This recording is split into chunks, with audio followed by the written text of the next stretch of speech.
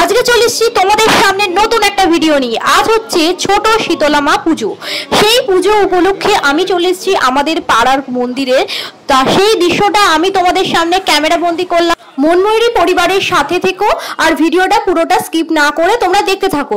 চলো, এখন আমি মন্দিরের সামনেই একদম পৌঁছে গেছি বন্ধুরা। হুগলি জেলার শ্রীরামপুরে ছোট শীতলা মায়ের পুজো হয়ে থাকে।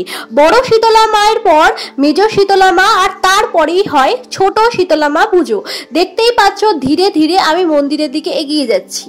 এখন বাজে বেলা 11টা, কিন্তু দেখে মনেই হচ্ছে না প্রচন্ড ভিড় সামনে। দেখতেই পাচ্ছ বহু ভক্ত সমাগম হয়েছে মা শীতলাকে পুজো দেওয়ার জন্য। তোমরা অনেকেই ভিডিওটা দেখছো কিন্তু সাবস্ক্রাইব করছো না। সাবস্ক্রাইব করতে কিন্তু কোনো টাকা লাগে না, তাই সাবস্ক্রাইব করে অল বাটনটা ক্লিক করে দিও। দেখতেই পেলে এখানে মালসাভোগ 131 টাকা করে বিক্রি হচ্ছে। বহু ভক্ত সমাগম হয়েছে মাকে পুজো দেওয়ার জন্য।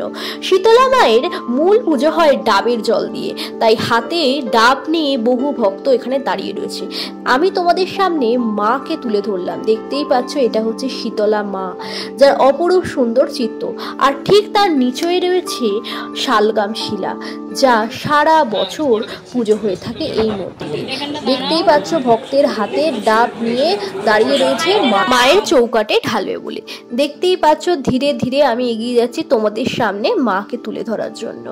আর নিচে যে শালগ্রাম শিলাটার কথা তোমাদের বলছিলাম, এই হচ্ছে নিচে হচ্ছে শালগ্রাম শিলা, যেটা সারা বছর পুজো হয়ে থাকে। তোমাদের যদি আমার ভিডিও ভালো লেগে থাকে তাহলে একটা লাইক করে দিও, কমেন্ট করে জানিও তোমাদের ভিডিওটা কেমন লাগলো। আর সাবস্ক্রাইব করতে ভুলে যেও না। সাবস্ক্রাইব করে অল বাটনটা ক্লিক করে দিও। খুব তাড়াতাড়ি তোমাদের সাথে দেখা হচ্ছে আরও একটা ভিডিও নিয়ে। আর যারা ভিডিওটা এই মুহূর্তে দেখছো বন্ধুদের সাথে শেয়ার করো। আজকের মতো সবাইকে টাটা, আবার দেখা হচ্ছে অন্য ভিডিও নিয়ে। জয় মা শীতলা। মা সকলের মঙ্গল করো, সকলকে সুস্থ রেখো, সকলকে ভালো রেখো। টাটা।